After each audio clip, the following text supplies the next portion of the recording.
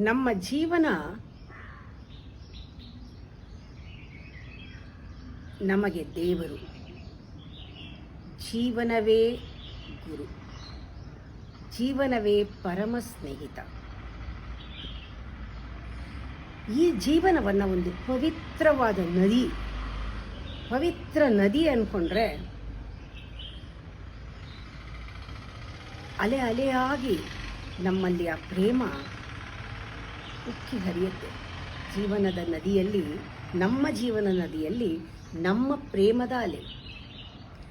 ಆ ಪ್ರತಿಯೊಂದು ಅಲೆಯಲ್ಲೂ ಒಂದು ಅಂಡರ್ ಕರೆಂಟ್ ಇದೆ, ಅದು ಭಕ್ತಿ, ಅದು ಮೆಚೂರ್ಡ್ ಲವ್, ಭಕ್ತಿ. ಈ ಜೀವನ ಪುಣ್ಯ ನದಿ ವಿಶೇಷ, ಇದರದ್ದು ಒಂದು ಗುಣ. ಈ ಜೀವನ ಅನ್ನೋ ನದಿ, ಇದಕ್ಕೆ ಆರಂಭ ಇಲ್ಲ, ಮುಗಿವಿಲ್ಲ.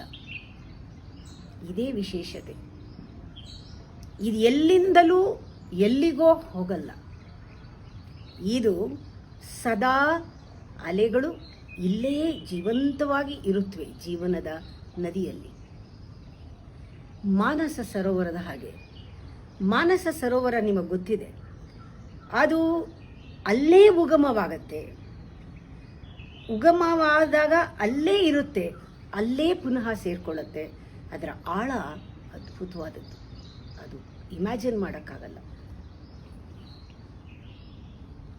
ಹೇಗೆ ನಮ್ಮ ಜೀವನ ಕೂಡ ಇಲ್ಲೇ ಈ ಕ್ಷಣದಲ್ಲೇ ಹುಟ್ಟಿ, ಅಲ್ಲೇ ಈ ಕ್ಷಣದಲ್ಲೇ ಇದ್ದು, ಈ ಕ್ಷಣದಲ್ಲೇ ಸೇರ್ಕೊಳ್ಳುತ್ತೆ, ಜೀವಂತವಾಗಿರುತ್ತೆ, ಆಳವಾಗಿರುತ್ತೆ ಜೀವನ. ಹೇಗೆ ಭಕ್ತನಲ್ಲಿ ಭಗವಂತ ಭಕ್ತಿ ಎರಡೂ ಇದ್ದ ಹಾಗೆ ಈ ಒಂದು ಜೀವನದ ನದಿ, ಯಾರು ಅದನ್ನು ಪ್ರೊಟೆಕ್ಟ್ ಮಾಡೋದು ಬೇಡ, ಅದು ಯಾರನ್ನೂ ಪ್ರೊಟೆಕ್ಟ್ ಮಾಡೋದಿಲ್ಲ. ನಮ್ಮ ಜೀವನದ ನದಿ ಗಂಭೀರವಾಗಿ, ಸುಂದರವಾಗಿ, ವಿಶಾಲವಾಗಿ, ಆಳವಾಗಿ, ರಾಜಾರೋಷವಾಗಿ, ಮೆಜೆಸ್ಟಿಕ್ ಆಗಿ ಹಾಗೆಯೇ ಹರಿತಾ ಇರುತ್ತೆ. ನಮಗೆ ರಾಜಾರೋಷವಾಗಿ ಜೀವನ ಮಾಡಬೇಕಂತಿದ್ರೆ ಆ ನದಿ ಜೊತೆಗೆ, ಆ ಫ್ಲೋ ಜೊತೆಗಿದ್ರೆ ಸಾಕು. ಈ ಕ್ಷಣದಲ್ಲಿ ಉಗಮವಾದ ಜೀವನದ ಜೊತೆಗೆ ಆ ಫ್ಲೋ ಜೊತೆ ಇದ್ರೆ ನಮಗೆ ಯಾವ ಸ್ಟ್ರಗಲ್ಲೂ ಇಲ್ಲ, ಯಾವ ಕಾನ್ಫ್ಲಿಕ್ಟೂ ಇಲ್ಲ. ನಾವು ಗ್ರೇಸ್ಫುಲ್ಲಾಗಿ ಜೀವನ ಮಾಡ್ಬೋದು. ಪ್ರತಿ ಕ್ಷಣ ಜೀವಂತವಾದ ಈ ನದಿಯ ಜೊತೆಗೆ ಫ್ಲೋ ಆಗ್ತಾ ಇದ್ರೆ ನಮ್ಮ ಜೀವನ ಒಂದು ರೀತಿ ಹಗುರವಾಗಿರುತ್ತೆ, ನವಿರಾಗಿರುತ್ತೆ, ಮಗುವಾಗಿರುತ್ತೆ, ಹೂವಾಗಿರುತ್ತೆ. ಈ ರೀತಿ ಜೀವನದ ಜೊತೆಗೆ ಬದುಕೋದೇನೆ ಜೀವನ ಧರ್ಮ. ಈ ನಮ್ಮ ಚಾಯ್ಸ್ ಅದು. ನಾವು ಈ ನದಿಯ ಜೊತೆಗೆ, ಜೀವನದ ನದಿಯ ಜೊತೆಗೆ ಪ್ರತಿ ಕ್ಷಣ ಬದುಕಬಹುದು, ಇಲ್ಲ ನಮ್ಮದೇ ಆದ ಒಂದು ಧರ್ಮವನ್ನು ಮಾಡ್ಕೊಳ್ಬಹುದು. ಈ ರೀತಿ ಬದುಕೋದು ಜೀವನ ಧರ್ಮ. ನಾವೇ ಒಂದು ಧರ್ಮ ಮಾಡಿಕೊಂಡ್ರೆ, ಬೇಡ ನನಗೆ ಈ ಕ್ಷಣದ ಜೊತೆಗೆ ಹೋಗೋಕ್ಕಾಗಲ್ಲ, ಇರೋಕ್ಕಾಗಲ್ಲ, ಜೀವನದ ನದಿ ಜೊತೆಗೆ ನಾನು ಹರಿಯೋದಿಲ್ಲ, ನಾನು ಬೇರೆ ಮಾಡ್ಕೊಳ್ತೀನಿ ನನ್ನ ಧರ್ಮ ಅಂದಾಗ ಸೋ ಕಾಲ್ಡ್ ಧರ್ಮ ಮಾಡಿಕೊಂಡ್ರೆ ನಾವು ಈ ಜೀವನದ ಜೊತೆಗೇ ಹೋರಾಡ್ತೀವಿ. ಧರ್ಮದ ಹೆಸರಿನಲ್ಲಿ, ದೇವರ ಹೆಸರಿನಲ್ಲಿ, ಇನ್ನೊಂದು ಹೆಸರಿನಲ್ಲಿ ಜೀವನನೇ ಬಲಿ ಕೊಡ್ತೀವಿ. ಈ ಜೀವನನೇ ಎಷ್ಟೋ ಸತಿ ಬಿಟ್ಟು ಹೋಗ್ತೀವಿ. ಯಾಕೆ? ಆ ಧರ್ಮಕ್ಕೋಸ್ಕರ, ನಮ್ಮ ಧರ್ಮಕ್ಕೋಸ್ಕರ ಏನೋ ಮಾಡ್ಕೊಂಡಿದ್ದೀವಲ್ಲ ಅದಕ್ಕೋಸ್ಕರ. ಜೀವನನೇ ದೇವರು ಅಂದಮೇಲೆ ಉದಾಸೀನ ಮಾಡಿದ್ರೆ ಜೀವನನ ದೇವರನ್ನೇ ಉದಾಸೀನ ಮಾಡಿದ ಹಾಗೆ. ನಾವು ಯಾವಾಗ ನಮ್ಮ ಜೀವನನ ಬಲಿ ಕೊಟ್ಟರೆ ದೇವರನ್ನ ಬಲಿ ಕೊಟ್ಟ ಹಾಗೆ. ನಾವು ಜೀವನನ ಬಿಟ್ಟು ಹೋಗ್ತೀನಿ ಅಂದರೆ ದೇವರನ್ನ ಬಿಟ್ಟು ಹೋದ ಹಾಗೆ. ಯಾರು ಜೀವನದ ಜೊತೆಗೆ ಫ್ಲೋ ಮಾಡ್ತಾರೆ ಅಂದರೆ ಅದರ ಜೊತೆಗೆ ಇರ್ತಾರೆ, ಆ ನದಿ ಜೊತೆಗೇನೆ ಆ ಪ್ರೇಮದ ಅಲೆಗಳಲ್ಲಿ ಯಾರು ಆ ಕರೆಂಟ್ನ, ಭಕ್ತಿ ಕರೆಂಟ್ನ ಅನುಭವಿಸ್ತಾ ಪ್ರತಿ ಕ್ಷಣನೂ ಕೂಡ ಇರ್ತಾರೆ, extraordinarily ordinary person. He is a religious person. ಅವನಿಗೆ ನಿಜವಾಗ್ಲೂ ಜೀವನ ಧರ್ಮ ಗೊತ್ತು. ಅದನ್ನು ಬಿಟ್ಟಾಗ, ನಾನು ಈ ನದಿ ಜೊತೆ ಬರಲ್ಲ ಅಂದಾಗ ನೀನು ನಿಂದೇ ಒಂದು ಗುರಿ ಮಾಡ್ಕೊಳ್ಬೇಕಾಗತ್ತೆ. ನೀನು ಎಲ್ಲರಿಗಿಂತನೂ ವಿಭಿನ್ನವಾಗಿರ್ಬೇಕಾಗತ್ತೆ. ನೀನು ಯಾವಾಗಲೂ ಎಲ್ಲದರಲ್ಲೂ ಗೆಲ್ಲಬೇಕು ಅಂತ ಹೋಗ್ತೀಯಾ, ಎಲ್ಲವೂ ಕೂಡ ನಿನಗೆ ಬೇಕಾದಂಗೆ ಆಗಬೇಕು ಅಂತ ಯಾವಾಗಲೂ ನೆನ್ನೆಗಳು ನಾಳೆಗಳ ಒಂದು ಯೋಚನೆಯಲ್ಲಿ ಮತ್ತು ಪ್ಲ್ಯಾನ್ ಮಾಡಿಕೊಂಡು ಜೀವನ ಮಾಡ್ತೀಯ. ನಿನ್ನ ಹಿತ್ತಲಲ್ಲಿ ಈಗ ಈ ಕ್ಷಣ ಒಂದು ಹಣ್ಣು ಬಿಟ್ಟಿದೆ, ತಿನ್ನಕ್ಕೆ ರೆಡಿಯಾಗಿದೆ. ಜೀವನ ಹಾಗೆ. ನಿನ್ನ ಮನೆ ಮುಂದೆ ಈಗ ಒಂದು ಹೂವು ಅರಳಿದೆ, ಗಮ್ಮಂತ ವಾಸನೆ ಬರ್ತಿದೆ. ಜೀವನ ಆ ರೀತಿ. ಆದರೆ ನೀನು ಎಲ್ಲೋ ಇರ್ತೀಯ. ಇಡೀ ವಿಶ್ವ ಜೀವಂತವಾಗಿದೆ, ಸೃಷ್ಟಿ ಜೀವಂತವಾಗಿದೆ. ನಿನ್ನ ಕ್ಷಣವೂ ಕೂಡ ಬದುಕೋದಕ್ಕೆ ಈ ಕ್ಷಣ ಅಷ್ಟೇ ಜೀವಂತವಾಗಿದೆ. ನೀನು ಇದರ ಜೊತೆಗೆ ಯೂಶಲಿ ಏನ್ ಮಾಡ್ತೀವಿ, ನಾವು ಜಗಳ ಆಡ್ತೀವಿ ಈ ಕ್ಷಣದ ಜೊತೆಗೆ. ಇವಾಗ ಇದ್ರ ಜೊತೆ ಇರೋಲ್ಲ. ನಾವೇನ್ ಮಾಡ್ತೀವಿ, ನಮ್ಮಂತೆ ಈ ಜೀವನ ನಡಿಬೇಕು ಅಂತ ನಮ್ದೇ ಒಂದು ಗುರಿ ಮಾಡ್ಕೊಳ್ತೀವಿ. ಯಾವಾಗ ನಮ್ಮದೇ ಬೇರೆ ಗುರಿ ಮಾಡ್ಕೊಳ್ತೀವಿ, ಇದು ಜೀವನಕ್ಕೆ ವಿರುದ್ಧ, ಈ ಕ್ಷಣದ ಜೀವನಕ್ಕೆ ವಿರುದ್ಧ. ನಾವೇನ್ ಮಾಡ್ತೀವಿ, ನಮ್ಮ ದಾರಿಗೆ ನಮ್ಮ ಜೀವನನ ಎಳೆಯೋದಕ್ಕೆ ನೋಡ್ತೀವಿ. ನಮ್ಮನ್ನ ಅದು ಫಾಲೋ ಮಾಡಬೇಕು, ಹಿಂಬಾಲಿಸಬೇಕು ಅಂತ ಬಯಸ್ತೀವಿ. ಜೀವನ ನಾವು ಹೇಳ್ದಂಗೆ ಕೇಳಬೇಕು ಅಂತ ಜೀವನದ ಪ್ಯಾಟ್ರನ್ನೇ ಬದಲಾಯಿಸಕ್ ಹೋಗ್ತೀವಿ. ಹೀಗೆ ಮಾಡೋದ್ರಿಂದ ನಮ್ಮ ಕೈಯಿಂದಾನೇ ನಮ್ಮ ಜೀವನನ ಕಷ್ಟ ಮಾಡ್ಕೋತೀವಿ. ಈ ಫೈಟ್ ಯಾವಾಗ ಆಗತ್ತೆ, ನಮ್ಮಲ್ಲಿ ಒಂದು ಒರಟುತನ, ನಮ್ಮಲ್ಲಿ ಒಂದು ರೀತಿ ಒಡ್ಡುತನ, ನಮ್ಮಲ್ಲಿ ಒಂದು ರೀತಿಯಾದ ಗಡಿಸತನ ಬಂದ್ಬಿಡುತ್ತೆ. ಯಾಕೆ ಫೈಟಿಂಗ್ ನೋಡಿ, ಆ ಕದನ ಫೈಟ್ ಅಂತ ಮನಸ್ಸಿಗೆ ಬಂದಾಗೆಲ್ಲ ಆ ಗಡಿಸ್ತನ ಕಾಣಿಸುತ್ತೆ, ಆ ಸ್ವಭಾವ ಕಾಣಿಸುತ್ತೆ ಎಲ್ಲರಲ್ಲೂ ಕೂಡ. ನಾವು ನಮ್ಮ ಸುತ್ತನೂ ಒಂದು ಕೋಟೆ ತರ ಹಾಕೊಂಡ್ ಬಿಡ್ತೀವಿ ಡಿಫೆನ್ಸ್ಗೋಸ್ಕರ. ಆಮೇಲೆ ಒಂದು ಕಕೂನ್ ತರ ಕಟ್ಕೊಂಡ್ ಬಿಡ್ತೀವಿ, ಒಂದು ದ್ವೀಪ ಆಗ್ಬಿಡ್ತೀವಿ. ಜೀವನದಲ್ಲಿ ದೀಪ ಆಗ್ಬೇಕಾದವರು ದ್ವೀಪ ಆಗ್ಬಿಡ್ತೀವಿ. ಜೀವನ ಏನು? ಜೀವನ ಅನ್ನೋದು ಅಖಂಡವಾದದ್ದು. ಪ್ರಪಂಚ, ಜೀವನ, ಪರಮಾತ್ಮ ಎಲ್ಲವೂ ನಮ್ಮ ಜೀವನ ಅಂದ್ರೆ ಇದು ಅಖಂಡವಾದದ್ದು, ಆಳವಾದದ್ದು. ನಾವು ಇದರಿಂದ ಬೇರೆ ಹೋದ್ರೆ ಏನಾಗತ್ತೆ? ಬೇರೆ ಹೋದ್ರೆ ಭೂಮಿಯಿಂದ ಒಂದು ಮರನ ಕಿತ್ತಿ ಎಸೆದ್ರೆ ಏನಾಗತ್ತೆ? ಅದು ಸತ್ತೋಗತ್ತೆ, ಅದಕ್ಕೆ ಸಾರ ಹೊಟ್ಟೋಗುತ್ತೆ, ಅದರಲ್ಲಿರೋ ಜೀವ ಸಿಗಲ್ಲ, ಅದಕ್ಕೆ ಅದು ಬಾಡೋಗುತ್ತೆ. ಆ ರೀತಿ ನಾವು ಬೇರೆ ಮಾಡ್ಕೊಂಡು ಬಿಟ್ಟಾಗ ಜೀವನನ ನಮ್ಮಲ್ಲಿ ಆ ಒರಟುತನ ಬರುತ್ತೆ. ಯಾವಾಗ ಅದರ ಜೊತೆಗೆ ನಾವು ಸೇರ್ಕೊಳ್ತೀವೋ ಆಗ ನಮ್ಮ ಜೀವನ ಮೆದುವಾಗತ್ತೆ, ನಾವು ಮೆತ್ತಗಾಗ್ತೀವಿ, ಸೂಕ್ಷ್ಮ ಆಗ್ತೀವಿ. ಅದರ ಜೊತೆಗೆ ಹೋದಾಗ ಇಲ್ಲ, ನಮ್ಮಲ್ಲಿ ಆ ಒಂದು ಗಡಿಸ್ತನ ಬಂದಾಗ ಯಾಕೆ ಬರುತ್ತೆ ಈ ಗಡಿಸ್ತನ ಅಂದ್ರೆ ಭಯ.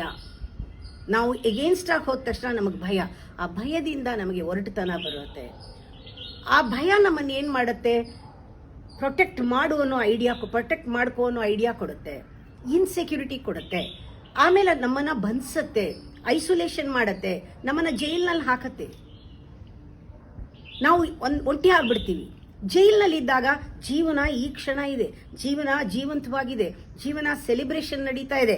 ನಾವು ನಮ್ದೇ ಒಂದು ಜೈಲ್ನಲ್ಲಿ ಇದ್ದಾಗ ನಾವು ಜೀವನದ ಜೊತೆ ಯಾವಾಗ ಇಲ್ಲ, ನಾವು ನಮ್ದೇ ಒಂದು ಬಿಸಿ ಏನ್ ಮಾಡ್ಬೇಕಾಗತ್ತೆ, ಜೀವನದ ಜೊತೆ ನಾವು ಯಾವಾಗ ಇಲ್ವೋ ಪಾಸ್ಟ್ ನೀವು ಚಿಂತೆ ಮಾಡ್ತಾ ಕೂತ್ಕೋಬೇಕಾಗತ್ತೆ. ಜೈಲ್ನಲ್ಲಿ ಇದ್ದಾಗ ನಿನ್ನ ಭೂತಕಾಲಗಳು ನಿನ್ನನ್ನ ಆಳತ್ತೆ. ಯಾವತ್ತೂ ಭೂತಕಾಲದಲ್ಲಿ ಪುನಃ ಬದುಕೋದಕ್ಕೆ ಸಾಧ್ಯ ಇಲ್ಲ. ಆದರೆ ನಮ್ಮ ಪಾಸ್ಟ್ ಭೂತಕಾಲಕ್ಕೆ ಒಂದು ಶಕ್ತಿ ಇದೆ. ನಮ್ಮ ಪ್ರೆಸೆಂಟ್ ಮೊಮೆಂಟ್ನ ಯಾವುದು ಯಥಾರ್ಥವೋ ಅದನ್ನ ನಾಶ ಮಾಡೋ ಶಕ್ತಿ ಇದೆ. ಅದನ್ನ ನಾವು ಯಾವಾಗಲೂ ಜ್ಞಾಪಕ ಇಟ್ಕೋಬೇಕು. ನಾವು ಯಾವಾಗ ಯಾವಾಗ ನಾವು ಅಪ್ರೂಟ್ ಆಗ್ತೀವಿ, ಈ ಬೇರು ಆಚೆ ಬದ ಹಾಗೆ ಗಿಡ ಹೇಗೆ ಹೊರಗೆ ಬಂದ್ಬಿಡುತ್ತೋ ಭೂಮಿಯಿಂದ, ಆ ರೀತಿ ನಾವು ಜೀವನ ಅನ್ನೋ ಒಂದು ಫ್ಲೋ ಇಂದ ಆಚೆ ಬಂದ್ಬಿಡ್ತೀವಿ. ಆವಾಗ ನಮಗೆ ಕಷ್ಟ. ಯಾವಾಗ ಅದರ ಜೊತೆಗೆ ಹೋಗ್ತೀವಿ ಆವಾಗ ನಮ್ಮಲ್ಲಿರೋ ಗಡಿಸ್ತನ ಮಾಯ ಆಗೋಗುತ್ತೆ, ನಮ್ಮಲ್ಲಿರುವಂತಹ ಎಲ್ಲ ಕೆಟ್ಟತನ ಎಲ್ಲ ಹೊರಟೋಗುತ್ತೆ. ಆದ್ರೆ ನಾವು ಇಲ್ಲಿ ಏನ್ ಮಾಡಿದೀವಿ, ಫೈಟ್ ಮಾಡ್ತಾ ಇದೀವಿ, ನೇಚರ್ ಜೊತೆ ಫೈಟ್ ಮಾಡ್ತಿದೀವಿ, ಆ ಹರಿತಾ ಇರೋ ಆ ಜೀವನದ ಜೊತೆಗೆ ಫೈಟ್ ಮಾಡ್ತಾ ಇದೀವಿ. ಈ ಫೈಟ್ ಮಾಡೋದಕ್ಕೆ ಶಕ್ತಿ ಬೇಕು ನಮ್ಗೆ. ಆ ಶಕ್ತಿ ಎಲ್ಲಿಂದ ಬರುತ್ತೆ? ಆ ಶಕ್ತಿ ಮಾಯೆ, ಭವಿಷ್ಯದಿಂದ. ನಾವು ಭವಿಷ್ಯವನ್ನು ಯೋಚನೆ ಮಾಡ್ತೀವಿ.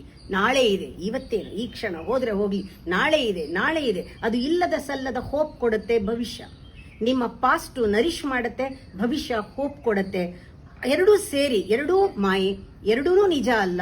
ಆದ್ರೆ ಜೀವನಕ್ಕೆ ಎಗೇನ್ಸ್ಟ್ ಹೋದಾಗ ನಮಗೆ ಶಕ್ತಿ ಕೊಡುವ ಒಂದು ಮಾಯೆ ಭವಿಷ್ಯ. ಹೋಪ್ ಇಟ್ಕೊಂಡು, ನಾಳೆ ಹೋಪ್ ಇಟ್ಕೊಂಡು ಇವತ್ತು ಕಳ್ಕೊಳ್ತೀವಿ. ಆದ್ರೆ ನಿಜವಾಗ್ಲೂ ನೋಡಿದ್ರೆ ಇಂಟ್ಯೂಷನ್ ಅನ್ನೋದು ಕಾಯ್ತಾ ಇದೆ ನಮಗೋಸ್ಕರ. ಆ ಸ್ಫುರಿಸೋದಕ್ಕೆ ಜಾಗ ಬೇಕು ಅಂತ ನಾವು ಅದಕ್ಕೆ ಜಾಗನೇ ಕೊಟ್ಟಿಲ್ಲ.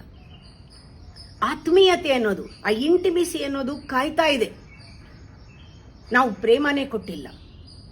ನಮ್ಮ ರಿಲೇಶನ್ಶಿಪ್ ಅನ್ನೋದು, ಸಂಬಂಧಗಳು ಕಾಯ್ತಾ ಇದೆ, ಆದರೆ ನಾವು ಹೃದಯವೇ ಕೊಟ್ಟಿಲ್ಲ. ನಾವು ನಿಜವಾಗ್ಲೂ ಜೀವನದ ಜೊತೆಗೆ, ಆ ಜೀವನದ ಜೊತೆಗೆ ಫ್ಲೋ ಮಾಡಿದಾಗ ಅದರ ಭಾಗ ಆಗ್ಬಿಡ್ಬೇಕು. ಭಾಗ ಏನು? ಅದರಲ್ಲಿ ಆನಂದವಾಗಿ ಮುಳುಗ್ಬಿಡ್ಬೇಕು, ಅದರಲ್ಲಿ ಒಂದಾಗ್ಬಿಡ್ಬೇಕು, ಕಂಪ್ಲೀಟ್ ಆಗಿ ಪೊಸೆಸ್ ಮಾಡ್ಕೊಳ್ಳಿ ಈ ಜೀವನ ನನ್ನನ್ನ ಅನ್ನೋ ಶರಣಾಗತಿ, ಆ ಟ್ರಸ್ಟ್, ವಿಶ್ವಾಸ ಪೂರ್ತಿ ಕೊಟ್ಟಾಗ ಆಗ ನಮ್ಮ ಜೀವನ ಹೇಗಿರುತ್ತೆ. ಅಲ್ಲಿ ಹೇಳೋದು ಸೆಕ್ಯೂರಿಟಿ ಕೊಡುತ್ತೆ ಜೀವನ. Life gives you security when you give 100%. ಈ ಪರ್ಸನಲ್ ಈಗೋ ಇನ್ಸೆಕ್ಯೂರಿಟಿ. ನಮ್ಮ ಹಿಂದೂಗಳಲ್ಲಿ ಸತ್ ಚಿತ್ ಆನಂದ ಅಂತ ಒಂದು ಸೂತ್ರ ಇದೆ. ಏನು? ಸಚ್ಚಿದಾನಂದ, ಟ್ರೂತ್, ಬ್ಲಿಸ್, ಕಾನ್ಷಿಯಸ್ನೆಸ್ ಅಂತ. Be conscious of truth which is existing, you will be blissful ಅಂತ. ಎಂಥ ಒಳ್ಳೆ ಫಾರ್ಮುಲಾ. ಆದರೆ ಅಹಂಕಾರದಲ್ಲಿ, ನಾವು ಈಗೋನಲ್ಲಿ ನಮ್ಮದೇ ಪ್ರಪಂಚ ಸೃಷ್ಟಿ ಮಾಡಿಕೊಂಡಾಗ ನಮಗೆ ಸಂತೋಷ ಯಾವಾಗ ಸಚ್ಚಿದಾನಂದ ಅನ್ಕೊಳ್ತೀವಿ, ಸಂತೋಷ ಯಾವಾಗ ಜಗಳ ಆಡಿದ್ರೆ. ಇಲ್ಲರ ನಿದ್ದೆ ಬರಲ್ಲ, ಏನೋ ಒಂದು ಕಾಲ್ ಕೇರ್ಕೊಂಡು ಜಗಳ ಆಡ್ತಿರೋದು, ಆ ಫೈಟಿಂಗ್, ಅದು ಈಗೋದು ಸ್ವಭಾವ, ಅದಕ್ಕೆ ಅದು ಫುಡ್.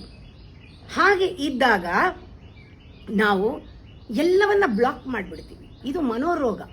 ಈ ಜಗಳ ಆಡಿ ಸಂತೋಷ ಪಡೋದಿದೆಯಲ್ಲ, ಅದು ಮನೋರೋಗ. ಎಲ್ಲ ಬ್ಲಾಕ್ ಮಾಡಿಬಿಡ್ತೀವಿ. ಇಂಟ್ಯೂಷನ್ ಬರಕ್ ಸಾಧ್ಯ ಇಲ್ಲ, ಆತ್ಮೀಯತೆ ಬೆಳೆಯಕ್ಕೆ ಸಾಧ್ಯ ಇಲ್ಲ, ಸಂಬಂಧ ಆಗಕ್ಕೆ ಸಾಧ್ಯವೇ ಇಲ್ಲ. ಆ ರೀತಿ ಬ್ಲಾಕ್ ಆದಾಗ ನಾವು ಜನ ಓಡಾಡ್ತಿದ್ರೆ ಸುಮ್ಮನೆ ನಿಮ್ಮ ಕೈ ಹಿಡಿದುಕೊಂಡ್ರೆ ಸಾಕು. ಜನಗಳ ಕೈ ಹಿಡ್ಕೊಂಡ್ರೆ, ನಾನು ನೋಡಿದ್ದೀನಿ ಎಷ್ಟೋ ಸತಿ, ಅಲ್ಲಿ ಜೀವವೇ ಇರಲ್ಲ. ಗೊತ್ತಿಲ್ಲ ಯಾಕೋ, ನಿರ್ಜೀವ, ಏನೋ ಡೆಡ್ ಅನ್ಸತ್ತೆ. ಆ ರೀತಿ ಇರ್ತಾರೆ. ಯಾಕೆಂದ್ರೆ ಕನೆಕ್ಷನ್ ಇಲ್ಲ, ಆ ಪರಮಾತ್ಮನ ಕನೆಕ್ಷನ್ ಇಲ್ಲ, ಜೀವ ಅನ್ನೋ ಪರಮಾತ್ಮನ ಕನೆಕ್ಷನ್ ಇಲ್ಲ. ಕೆಲವರಿಗೆ ನಾಡಿನಲ್ಲಿ ಆ ಒಂದು ಮಿಡಿತ ಬಡಿತ ಇಲ್ಲ. ನಾಡಿ ಮಿಡಿದಾಗ್ಲೇನೆ ಆ ಶಕ್ತಿ. ಆದ್ರೆ ಅವ್ರು ಹೇಗಿರ್ತಾರೆ? ನಾಡಿ ಮಿಡಿದೇ ಇದ್ರೆ ಹೇಗಿರ್ತಾರೆ ಅಂದ್ರೆ, ಏನೋ ಒಂದು ರೀತಿ ಬರಡು ಫೀಲಿಂಗ್ ಅವರಲ್ಲಿ. ಆ ತುಡಿತ ಇಲ್ಲ, ಅದರಿಂದ ಅಜೀವಂತವಾದ ಕಳೆ ಇಲ್ಲ. ಹೃದಯ ಹಾಡಬೇಕು. ಅವರು ಮಾತಾಡೋ ಮಾತಿನಲ್ಲಿ ಭಾವ ಇಲ್ಲದೆ ಇರೋದ್ರಿಂದ ಎಲ್ಲ ಬರಡು ಡ್ರೈ ಅನ್ಸುತ್ತೆ.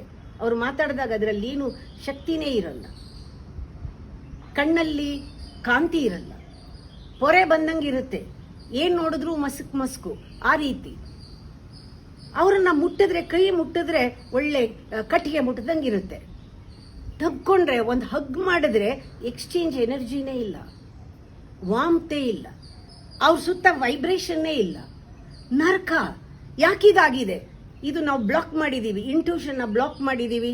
ಇಂಟಿಮಿಸಿ ಇಲ್ಲ ಜೊತೆಯಲ್ಲಿ. ನಾವು ಸಂಪೂರ್ಣವಾಗಿ ಆ ಸಂಬಂಧಗಳಿಗೆ ಆ ಲೈಫ್ ಕೊಟ್ಟಿಲ್ಲ. ಇದು ಆಗಿರೋದು ಬ್ಲಾಕ್ ಆದಾಗ. ವೆನ್ ಯು ಆರ್ ಸಂಬಡಿ, ಇಷ್ಟೆಲ್ಲ ಜೀವನದಲ್ಲಿ ನೀನು ಹೊರಗಡೆ ಜೀವನ ನಿಂದೇ ಮಾಡಿಕೊಂಡು ಎಲ್ಲ ಸಂಪಾದಿಸ್ಕೊಂಡು ಹಣ, ಹೆಸರು, ಕೀರ್ತಿ ಎಲ್ಲ ಮಾಡಿಕೊಂಡು, ಇಫ್ ಯು ಆರ್ ಸಂಬಡಿ, ಇದಿಷ್ಟು ಲೈಫ್ ಇಲ್ಲದೆ ಇದ್ರೆ ಏನ್ ಪ್ರಯೋಜನ? ಬ್ಲಾಕ್ ಆಗ್ಬಿಟ್ರೆ ಪ್ರಪಂಚದಲ್ಲಿ ಸಾಧನೆ ಮಾಡ್ಬೋದು, ಆದ್ರೆ ಇದೇ ಲೈಫೇ ಇಲ್ಲ ಅಲ್ಲಿ. ಆ ರೀತಿ ಆದ್ರೆ ಪ್ರಯೋಜನ ಇಲ್ಲ. If you are somebody, you are a block. If you are nobody, you are a big, ದೊಡ್ಡ ವಿಶಾಲವಾದ ಆಕಾಶ ನೀನು. ಅದರಲ್ಲಿ ನಕ್ಷತ್ರನೂ ಇದೆ, ಸೂರ್ಯ ಇದೆ, ಚಂದ್ರ ಎಲ್ಲ ಇದೆ, ಯಾವುದು ಡಿಸ್ಟರ್ಬ್ ಮಾಡ್ತಾ ಇಲ್ಲ. ಒಂದು ಜ್ಞಾಪಕ ಇಟ್ಕೊಳ್ಳಿ, ಯಾವತ್ತೂ ನಿಮ್ಮ ಹೃದಯ ಪ್ರೀತಿಯಿಂದ ಅರಳಿ ಅದು ಯಾವತ್ತೂ ಅಣಿಯಾಗಿ ರೆಡಿಯಾಗಿರಲಿ. ನಿಮ್ಮ ಜೀವನ ಉಕ್ಕಲಿ, ಅದರೊಳಗೆ ನಿಮ್ಮ ಹೃದಯದಿಂದಾನೇ ಜೀವನ ಅನ್ನೋದು ಉಕ್ಕಲಿ. ನೀವು ಜೀವಂತವಾಗಿ ತುಡಿರಿ, ಜೀವನ ಓವರ್ಫ್ಲೋ ಆಗಿ ಹರಿಲಿ, ಎಲ್ಲರಿಗೂ ಆ ರೇಡಿಯೇಟ್ ಆಗಲಿ ಎನರ್ಜಿ. ಆ ರೀತಿ ಇರಬೇಕು. Hello life